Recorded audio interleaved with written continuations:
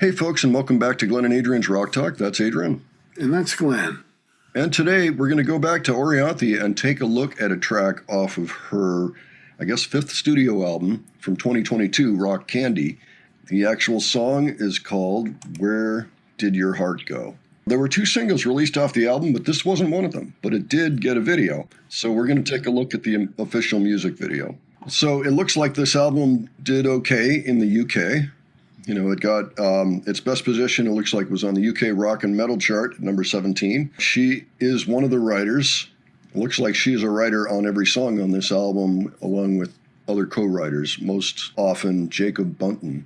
We've been really enjoying her stuff. I don't know that we've actually heard an original song of hers before, so I look forward to that. How about you, Adrian? Oh, yeah, that hadn't occurred to me. I don't think we have heard an original song. Yeah, all right. Well, let's look at this one, and we'll talk about it after. All right. You said, take my hand and I won't let go. So I followed you down that winding road. There's nothing you could do that could make me run. You're safe with me, you've never been this loved. The writing's on the wall, but I didn't want to read it. The voices in my head, but I didn't want to hear them. I fell so far into your arms. Never thought you'd leave me so messed up. So where did your heart go? Guess I'll never know. I should've known from the start you're gonna tear my world apart and leave me in the dark. So where did your heart go?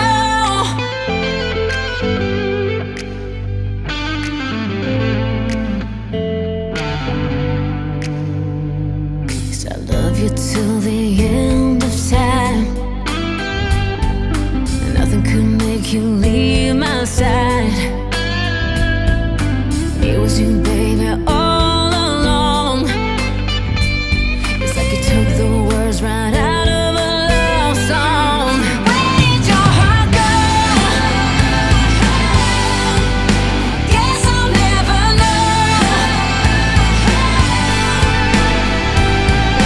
I should've known from the start you're gonna tear my world apart and leave me in the dark. So where did your heart go?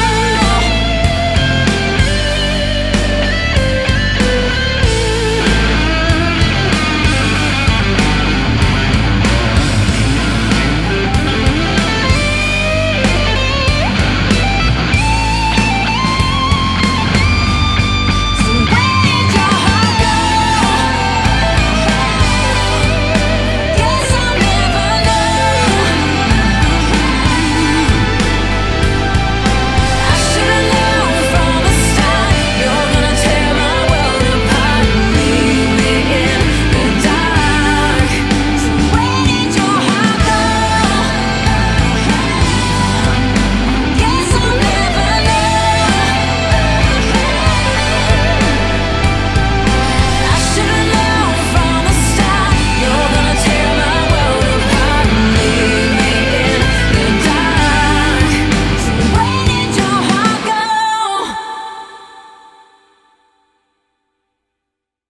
Oh, Orianthi's voice is very powerful, and her guitar playing is, of course, incredible. Personally, I'm more impressed with the playing than the overall sound of the song, but I'm very impressed with the guitar here and the vocals, too.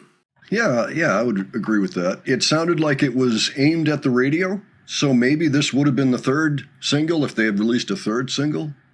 Some of the synthesizer sounds in there kind of reminded me of a throwbacky, like the 80s or 90s. Yeah, I kind of got that vibe, too. Yeah, so, which is cool. I mean, we don't mind that at all, But yeah, it did have that feel like we're going to try to get this on the radio, And it's a cool song.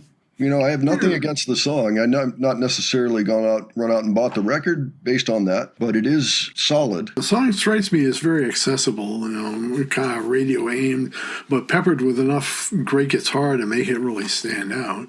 Yeah, I agree. And you can tell, I mean, when you've got the music video that's got the bedazzled microphone, you know, that you're probably aiming for the, a particular audience, which is cool.